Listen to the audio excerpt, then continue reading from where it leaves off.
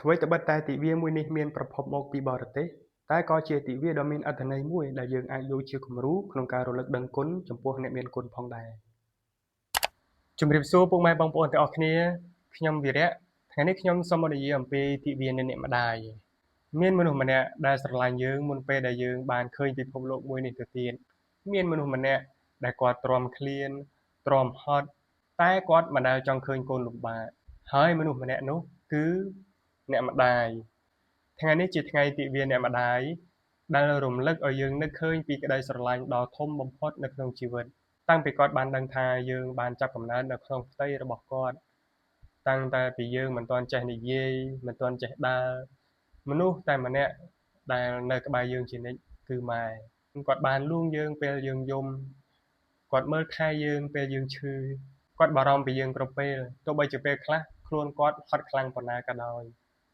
កាលពីយើងនៅតូចយើងតែងហៅពាក្យម៉ែគ្រប់ពេលវេលាតែពេលយើងធំឡើងបែរជាឲ្យម៉ែជាអ្នករងចាំការហៅរបស់យើងទៅវិញជីវិតរបស់មនុស្សយើងពេលខ្លះរវល់ខ្លាំងពេករវល់ធ្វើការរវល់គិតពីអនាគតរបស់ខ្លួនឯង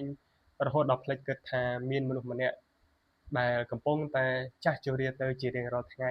ហើយគាត់កំពុងតែរងចាំយើងនៅឯផ្ទះហើយអ្នកម្ដាយមិនដែលសុំអ្វីពីយើងនោះទេទោះបីជារបស់ថ្លៃឬរបស់ល្អទំនើបយ៉ាងណាក៏ដោយគាត់គ្រាន់តែចង់ដឹងថាតើយើងរស់នៅបានសុខសប្បាយឬអត់បានញ៉ាំគ្រប់គ្រាន់ឬទេហើយការរស់នៅយ៉ាងម៉េចដែរហើយពេលខ្លះពាក្យដ៏សាមញ្ញដែលគ្រាន់តែយើងសួរថាថ្ងៃនេះម៉ែហត់ទេក៏អាចធ្វើឲ្យគាត់សប្បាយចិត្តបានដែរហើយនៅក្នុងពិភពលោកនេះមានមនុស្សជាច្រើនដែលនៅមានឱកាសបានអបបាននិយាយពាក្យល្អជាមួយអ្នកម្ដាយតែក៏មានមនុស្សជាច្រើនដែរដែលចង់ត្រឡប់ទៅធ្វើរឿងទាំងអស់នោះជាមួយអ្នកម្ដាយប៉ុន្តែបែរជាអត់មានឱកាសព្រោះគាត់បានចាកចេញទៅហើយពេលខ្លះយើងគិតថាយើងនៅមានពេលច្រើនប៉ុន្តែជីវិតនេះមិនដែលប្រាប់យើងមុនទេថាពេលណាជាពេលចុងក្រោយសម្រាប់យើង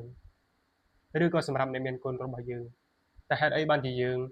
បែរជាគិតថាយើងនៅមានពេលច្រើនទាំងដែលយើងអត់ដឹងថាថ្ងៃណាជាថ្ងៃចុងក្រោយរបស់យើងផងហ្នឹងអ្នកម្ដាយគឺជាមនុស្សដែលអាចអភ័យទោសឲ្យយើងបានគ្រប់យ៉ាងទោះបីជាយើងធ្វើខុសយ៉ាងណាក៏ដោយហើយគាត់នៅតែបារម្ភពីយើងគ្រប់ពេលដដែលអ្វីត្បិតតែពេលខ្លះគាត់អាចមិនយល់ពីយើងបានគ្រប់យ៉ាងប៉ុន្តែគាត់តែងតែចង់ឲ្យយើងបានល្អជានិច្ចហើយមានរឿងមួយដែលមនុស្សភាគច្រើនប្រហែលជាភ្លេចគិតអ្នកម្ដាយ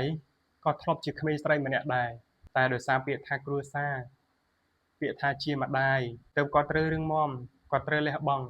ដើម្បីគ្រួសារដូច្នេះនៅក្នុងថ្ងៃនេះប្រសិនបើបងប្អូនមានអ្នកម្ដាយនៅក្បែរសូមចំណាយពេលវេលាជាមួយគាត់ឲ្យបានច្រើន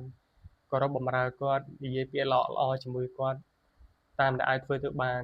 ដើម្បីជៀសវាងការស្ដាយក្រោយឬក៏ការហួសពេលព្រោះនៅក្នុងលោកនេះប្រហែលជាគ្មានក្តីស្រឡាញ់ណាដែលស្មោះស្ម័គ្រលះបង់ដោយក្តីស្រឡាញ់របស់អ្នកម្ដាយឡើយ